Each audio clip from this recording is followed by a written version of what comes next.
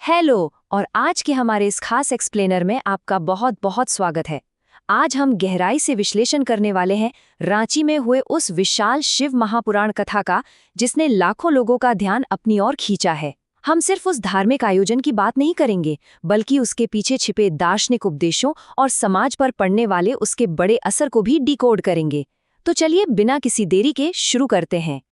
अब अगर इस पूरे आयोजन को किसी एक वाक्य में समेटना हो तो वो होगा ये मंत्र, एक लोटा जल सारी समस्या का हल।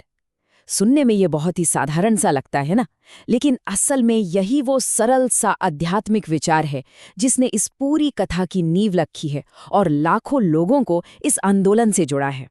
इस कई घंटों के धार्मिक कार्यक्रम को अच्छे से समझने के लिए हमने आज के इस एक्सप्लेनर को 6 साफ और सीधे हिस्सों में बांटा है।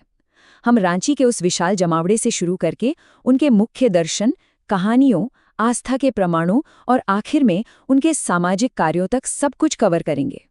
तो आइए सबसे पहले बात करते हैं हमारे पहले पॉइंट की, रांची का विशाल जमावड़ा, जहां लोगों की भक्ति ने मौसम की मार को भी पीछे छोड़ दिया।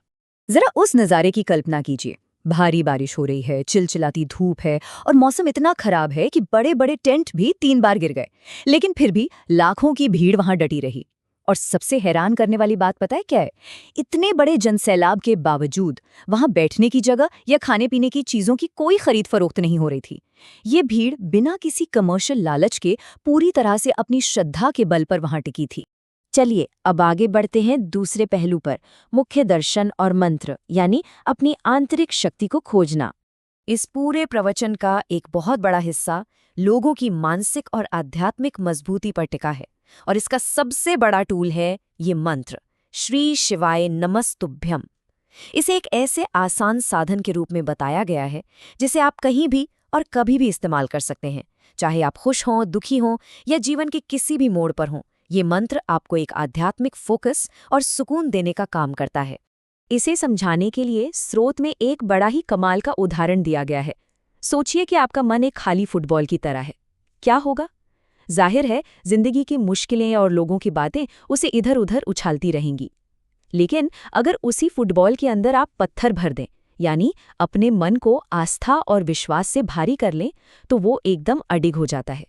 फिर दुनिया की कोई भी ठोकर या बाहरी दबाव उसे आसानी से हिला नहीं सकता। है ना ये एक दिलचस्प नजरिया? अब आते हैं तीसरे हिस्से पर, मूर्तिकार और गुरु की कहानी, जो असल में विनम्रता का एक बहुत बड़ा पाठ है। आध्यात्मिक गुरु की अहमियत बताने के लिए यहाँ एक छोटी सी कहानी सुनाई गई है। एक गुरु और उनका शिष्य दोनों मूर्ति बनाते थे, लेकिन जब शिष्य की मूर्तियां ज्यादा महंगे दामों पर बिकने लगीं तो उसमें अहंकार आ गया। गुरु ने जैसे ही ये घमंड देखा, उन्होंने उसे सलाह देना बंद कर दिया और नतीजा, शिष्य का विकास वहीं रुक गया। ये कहानी हमें बहुत ही सरल शब्दों में बताती है कि अगर आपको जीवन में सच में आगे बढ़ना है तो अहंकार को छोड़कर विनम्र बने रहना कितना जरूरी है। इसी के साथ अब हम बढ़ते हैं अपने चौथे पॉइंट की तरफ, अटूट आस्था के प्रमाण, जो सीधे भक्तों के पत्रों से निकल कर आते हैं।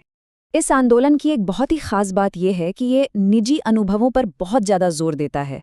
इस विशाल जनसभा के सामने लोगों के पत्र पढ़कर सुनाए गए, जिनमें बहुत बड़े बड़े दावे किए गए थे।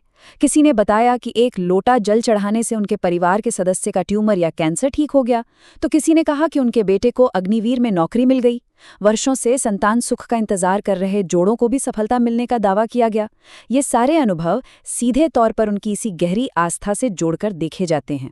चलिए अब थोड़ा आध्यात्मिक बातों से आगे बढ़ते हैं। हमारे 5वें हिस्से में हम बात करेंगे व्यापक परोपकारी पहलों की, यानी जब आस्था असल दुनिया के कर्म में बदलती है।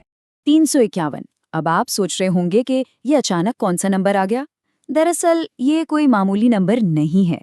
ये उन कमरों की संख्या है जो एक नई विशाल धर्मशाला में बनाए जा रहे हैं, ताकि दूर दूर से आने वाले हजारों तीर्थयात्रियों को ठहरने की मुफ्त और अच्छी जगह मिल सके। और ये 24 ये दिखाता है इनकी फ्री एम्बुलेंस सर्विस को, जो दिन के 24 घंटे 7 दिन लोगों की मदद के लिए उपलब्ध रहती है। और बात सिर्फ यहीं खत्म नहीं होती। श्री विठलेश सेवा समिति और भी कई बड़े काम कर रही है, जैसे वेंटिलेटर और डायलाइसिस की सुविधा वाले अस्पताल चलाना, बिना मुहूर्त देखे हर दिन मुफ्त सामूहिक विवाह करवाना, हजारों बच्चों की पढ़ाई का खर्च उठाना, बड़े पैमाने पर पेड़ लगाना और रोजाना विशाल भंडारे चलाना। ये सारे काम साफ तौर पर दिखाते हैं कि कैसे ये आंदोलन अपने इतने बड़े जन समर्थन का इस्तेमाल समाज की भलाई के लिए कर रहा है। और अब हम आते हैं अपने आखिरी हिस्से पर, मानवता के 10 चेहरे और आधुनिक दुनिया का पाखंड। यहाँ वक्ता ने आज के समाज पर एक बहुत ही करारा और दिलचस्प तंज कसा है। हम सब ने पौराणिक कथाओं वाले 10 सिरों वाले रावण के बारे में तो सुना ही है, बिल्कुल, लेकिन यहाँ तुलना हमारी आज की दुनिया से की गई है। कहा गया है कि आज के इंसान के भी 10 चेहरे हैं।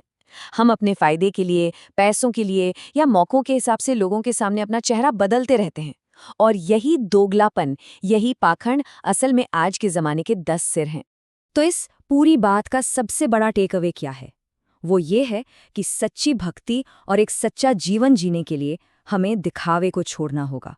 दूसरों को खुश करने के लिए बार बार अपने रूप बदलने के बजाय हमें पूरी ईमानदारी के साथ अपना सिर्फ एक असली चेहरा रखना चाहिए।